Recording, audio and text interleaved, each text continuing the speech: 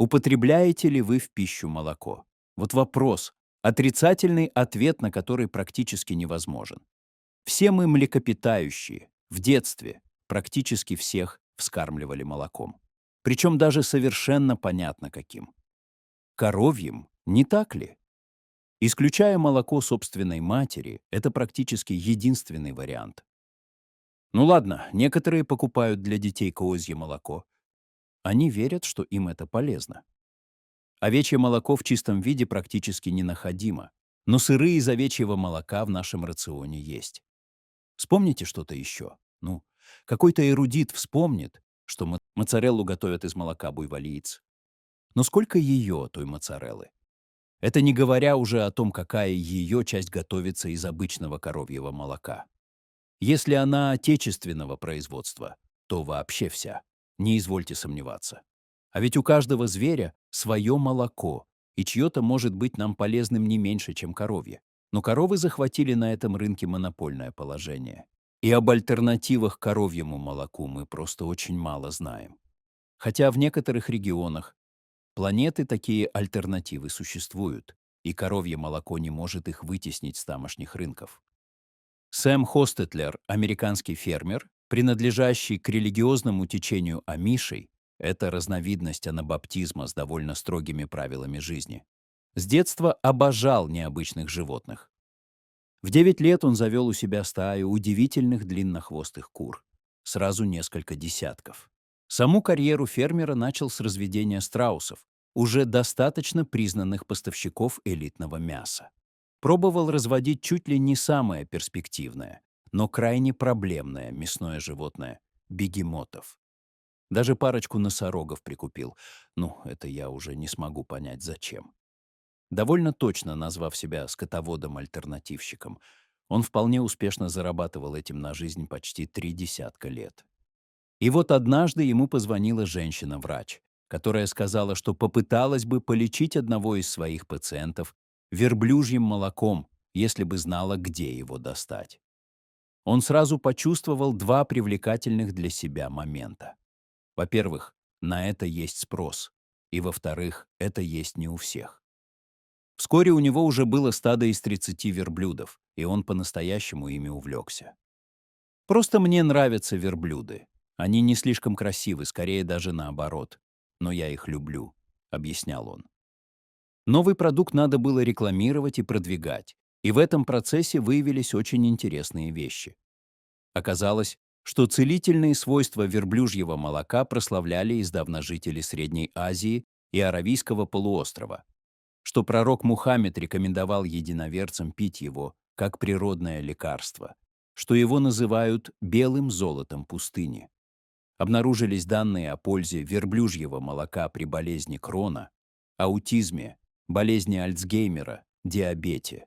А кое-кто даже утверждал, что оно облегчает симптомы ВИЧ-СПИД. Верблюжье молоко, как и козье, гипоаллергенно и легче переваривается, и это значит, что оно безусловно полезно детям. Неудивительно, что такой продукт начал находить спрос. Сэм недолго оставался в этом бизнесе одиноким. Ряд его коллег-фермеров, в основном тоже амиши или близкие им по вере меннониты, стали заводить и у себя верблюжьи стада.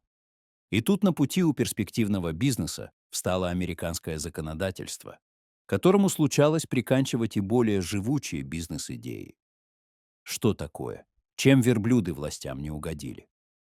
Оказалось, что способом употребления молока. Традиции требуют употреблять его именно сырым, не пастеризованным, а таким молоком торговать строжайше запрещается. Пастеризованное верблюжье молоко пока что просто не продать. Знатоки традиций не сочтут его полезным. А торговать сырым так лучше самому идти сдаваться, платить жуткие штрафы, а то и проверить, хорошо ли кормят в местной тюрьме. Причем верблюжьего молока там точно не дадут. Попытаться изменить закон. Так на это может уйти столько времени, что все верблюды передохнут. Что делать? Нет ли какой ценной идеи? И нетривиальное решение нашлось. Сэм Хостетлер стал инициатором создания новой организации — Ассоциации частных владельцев верблюдов. Название для нее придумали самое подходящее. Hamburg Dairies, по-русски «горбатые молочники». В эту организацию вступил и сам Сэм, и его коллеги-фермеры. Но это было не все. В организацию мог без труда вступить любой желающий. Для этого было достаточно купить немного верблюжьего молока. По документам организации эти деньги проходили, как маленькая часть стоимости общего верблюжьего стада, позволяющая рассчитывать на соответствующую порцию молока. Какая же была польза от такого бюрократического трюка? Выяснилось, что очень большая.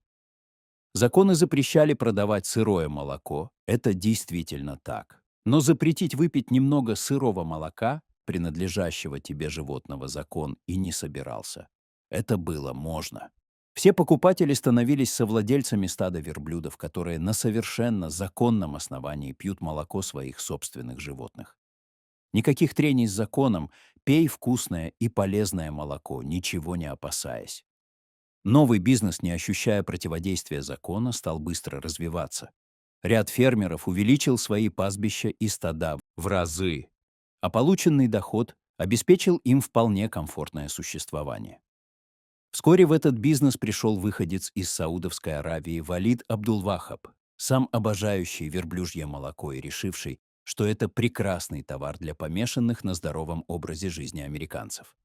Он расширил сферу применения полезного продукта, все-таки приучив к пастеризованному верблюжьему молоку клиентов сети Whole Foods и продолжая участвовать в отработанной схеме продажи сырого молока через ассоциацию Hamburg Dairies в небольших семейных магазинах.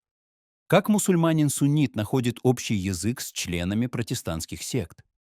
Да без малейших проблем. По его словам, найти взаимопонимание помогло то, что он, как мусульманин, также соотносит свою деятельность с религиозными убеждениями. Время от времени Федеральное управление США по контролю качества продуктов питания и лекарственных средств подвергает новый бизнес строгим проверкам, но все оказывается в порядке.